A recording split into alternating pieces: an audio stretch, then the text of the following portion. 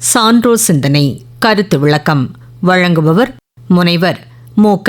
அன்வர் பாட்ஷா அவர்கள். புதிய பாதை அமைப்போம். விழித்துக்கொண்டு மகிழ்ச்சியாக வாழும் வாழ்க்கையை விட விழி பிதுங்க பிரச்சனைகளை சுமந்து கொண்டு மன உளைச்சலுடன் வாழும் வாழ்க்கையில்தான் மனிதர்கள் பலருக்கும் ஈர்ப்பு இருக்கிறது. இது ஒரு வகையில் ஆச்சரியம்தான். உலகை புரிந்து கொள்ள மறக்கின்றோம், மறுக்கின்றோம். நம் முன்னாள் குடியரசுத் தலைவர் APJ அப்துல் கலாம் ஐயா அவர்களும் கனவு காணுங்கள் என்றார். கனவு காண்பது என்றால் என்ன பொருள்?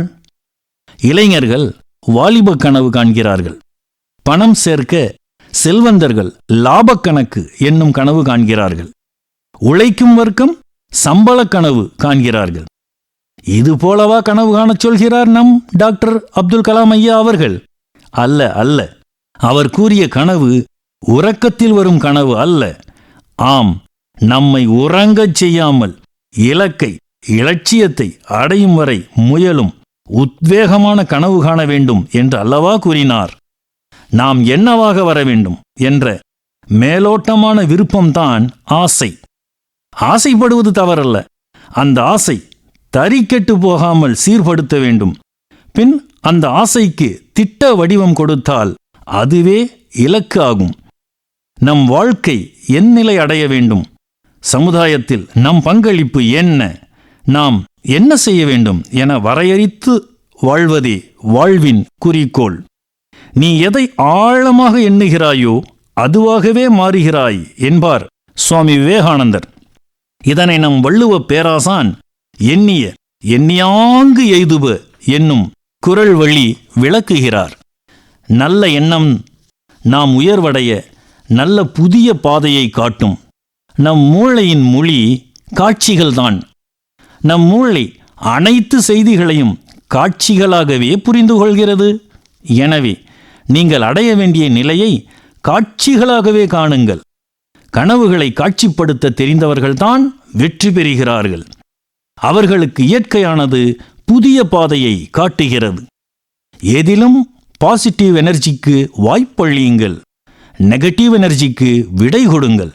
நம் உடல் நலம், மன அமைதி, கல்வி அறிவு, தொழில் திறன், வருமான வாய்ப்பு, குடும்ப ஒற்றுமை, சமுதாய மதிப்பு, தனிமனித ஒழுக்கம் எனும் நம் மனித வாழ்வின் அத்துணை பரிமாணங்களின் வெற்றி தோல்விக்கான காரணங்கள் நம் ஆழ்மனத்தில் பதிவாகியுள்ளன.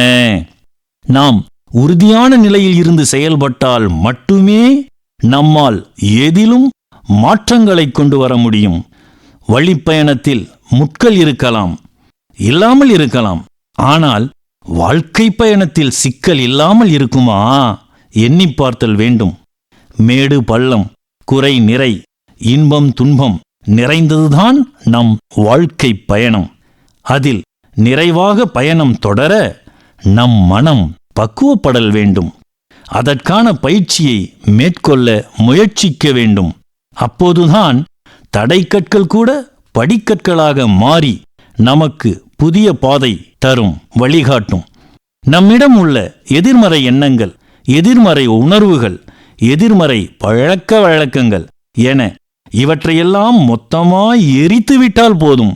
நமக்குள் தானாக நேர்மறை சிந்தனையும் ஊக்கமும் உற்சாகமும் ஊற்றெடுக்கத் தொடங்கும். அறிவின் துணை கொண்டு அன்பு, பொறுமை, ஊக்கம், முயற்சி, நட்பண்புகளால் வளரும் சமுதாயத்திற்கு வழிகாட்டி வாழ்வில் உயர புதிய பாதை அமைப்போம். உலகில் நம் முகத்திற்கு ஒரு முகவரி ஏற்படுத்துவோம். சான்றோர் சிந்தனை கருத்து விளக்கம் கேட்டீர்கள். வழங்கியவர் முனைவர் மு.க. அன்வர் பாட்ஷா அவர்கள்.